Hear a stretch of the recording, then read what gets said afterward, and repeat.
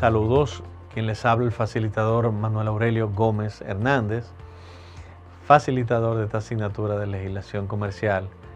Tengo a bien presentarles el tema relativo a los instrumentos de pago y de crédito.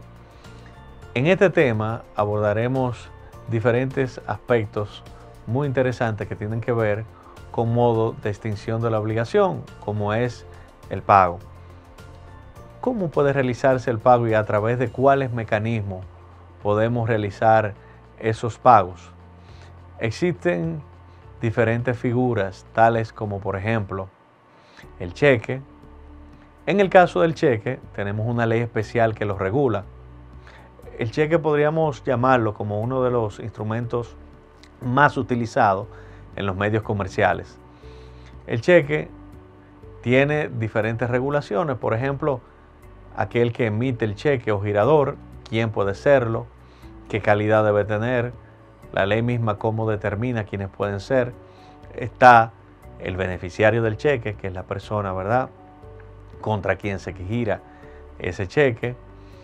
Y además, con relación al cheque, hay diferentes aspectos que tenemos que diferenciar. Por ejemplo, en cuanto a la prescripción del cheque, o lo que sería lo mismo, el tiempo que tengo para ejercer una acción relativa a un cheque, por ejemplo, que haya sido presentado al cobro y que tenga insuficiencia de fondo, lo que conocemos coloquialmente como un cheque sin fondo. ¿Cuáles son los plazos que tengo para ejercer ese reclamo legal?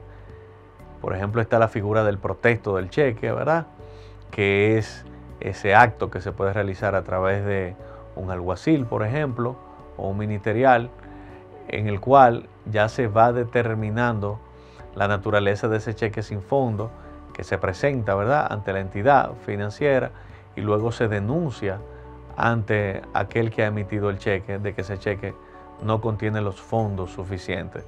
Y ese es el punto de partida, por ejemplo, para hacer los reclamos de tipo penal, una querella, por ejemplo, por ley de cheques, que representa una acción privada, lo que se conoce en materia procesal penal por la ley de cheques. En este tipo de acciones, en el caso de la vía penal para el reclamo de un cheque sin provisión de fondos, vamos a tener un procedimiento más o menos rápido, porque lo que se prevé es que tiene un interés privado y donde se interviene una tentativa o un intento de conciliación, y luego donde ya se debate el fondo. Pero para poder ejercer esta acción de tipo penal, hay que realizar el protesto dentro de los 2 meses en los cuales fue emitido ese cheque. Por lo que, de no haber sido así, se cierra esa posibilidad y solamente se abre otra, que es la vía civil para el reclamo de ese cheque, lo que se traduciría como una especie de cobro de pesos o de una deuda con relación a ese cheque emitido. Los cheques también pueden ser de diferente naturaleza y tipos. Está el cheque del viajero, está el cheque de administración, que podríamos decir ese cheque que es el cheque que representa como tener el efectivo mismo, ¿verdad?, porque es un cheque que da fe y certeza de los montos que contiene, y donde no va a ser posible toparse con una insuficiencia de fondos, porque tal como mencionábamos es como tener el efectivo mismo. Y es por eso que hay entidades del Estado que cuando se exige del pago de algún impuesto, tal como es la Dirección General de Impuestos Internos, exige de cheques de administración para el monto de los mismos. En ese sentido, el cheque, por ejemplo, también puede ser certificado, y los cheques, dependiendo contra quién se dirijan, los cheques pueden ser al portador o pueden ser a un beneficiario en específico. Aquí también en este tema vamos a desarrollar lo que es el cheque futurista, como se conoce, ¿verdad?, donde se hace un cheque a fecha futura, si legalmente es posible realizar este cheque o no, y si es penado o sancionado por la ley en ese sentido. Así, además, tenemos otros medios de crédito y de pago. Podemos hablar, por ejemplo, de lo que es la tarjeta de crédito. La tarjeta de crédito, o lo que llamamos también como el dinero plástico, es un instrumento también de bastante uso en nuestros medios comerciales. La legislación en este sentido está determinada primeramente por un contrato, ¿verdad? Esas reglas de juego que van a ser determinadas entre el tarjetaviente, ¿verdad? Y la entidad comercial o entidad bancaria, más bien, que emite la tarjeta y el usuario. Esas normas van a estar determinadas por un contrato. Sin embargo, ese contrato no puede contener cláusulas abusivas, toda vez que entonces el usuario podría tener a su disposición acciones legales ante entidades que están llamadas a proteger a ese consumidor, como es Proconsumidor, como es la Superintendencia de Banco a través de Prousuario, que son entidades que tienen que brindar el apoyo en ese sentido cuando esa persona usuaria de esa tarjeta de crédito se sienta defraudado o entienda que está asumiendo un cargo que no debe asumir en virtud de esa tarjeta de crédito. Ahí con la tarjeta de crédito podremos ver cuáles son las modalidades más utilizadas de la tarjeta, tipos de tarjeta, así también como los plazos con que cuentan, ¿verdad?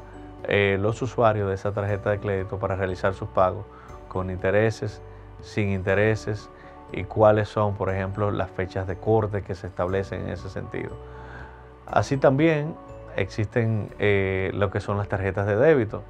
La tarjeta de débito, a diferencia de la de crédito, pues ya aquí se cuenta con un efectivo en fondo, es decir, que no se genera una especie de préstamo, sino que simplemente la tarjeta de débito permite el uso de unos fondos que están ahí disponibles y que no están llamados a generar interés en ese sentido, porque es como disponer de los fondos con lo que ya se cuenta. La firma digital. La firma digital es otro tema también que vamos a abordar. Y la firma digital, hablando en un mundo y un contexto globalizado, ya es un tema que nos resulta extraño. Sin embargo, en nuestro país todavía hay que llamar la atención de que realmente estamos en proceso y en avance hacia el uso de la firma digital, pero todavía no podríamos decir que es de un uso continuo, que es usual la utilización de la firma digital. Sin embargo, ya desde el 2002, a través de la ley 126-02, se viene regulando todo lo relativo a la firma digital y todo lo que son sus modalidades. Entonces, es en este tema donde veremos cuál es el valor probatorio que tienen los documentos digitales, la firma digital, cuál es el rol que en ese sentido también pueden jugar las instituciones del Estado, como es el Instituto Dominicano de Telecomunicaciones, Indotel y otras instituciones que podrían dar fe y establecer si son fidedignos algunos documentos digitales.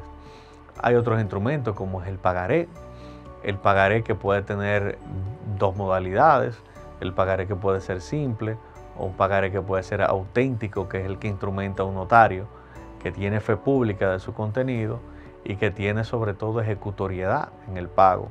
Es decir, cuando el pagaré auténtico se incumple, ese acreedor tiene en sí un título ejecutorio en sus manos que puede ejercer el cobro. El pagaré simple es distinto. El pagaré simple no tiene ese carácter auténtico que tiene el pagaré notarial, y ante el incumplimiento del mismo, pues ya ese acreedor tiene los medios judiciales y legales para ejercer el cobro, pero este no es un título ejecutorio, sino que hay que hacerse valer de una decisión o una sentencia judicial para que ese cobro pueda ser validado. Existe también como figura de pago el vale que es utilizado, por ejemplo, como un instrumento en las empresas para los empleados, el uso de combustible, la compra de viáticos, de dietas. O sea que el vale cobra mucho mayor importancia en el medio comercial para lo que es el desenvolvimiento de las empresas y las sociedades comerciales para con sus empleados, en lo que tienen que ver en esos gastos que tienen que incurrir los empleados para desarrollar y desenvolver su trabajo.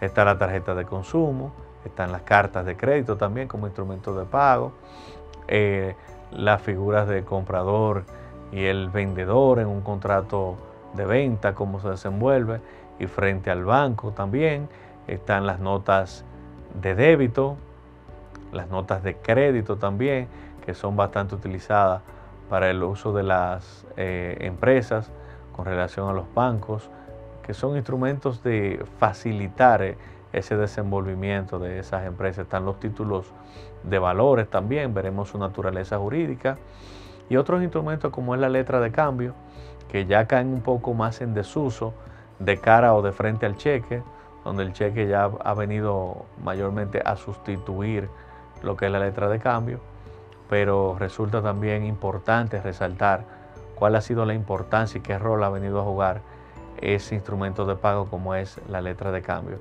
Así que es un tema de los instrumentos de pago y de crédito que estaremos desarrollando todos estos elementos, todos estos subtemas que ustedes sé que van a aprovechar al máximo.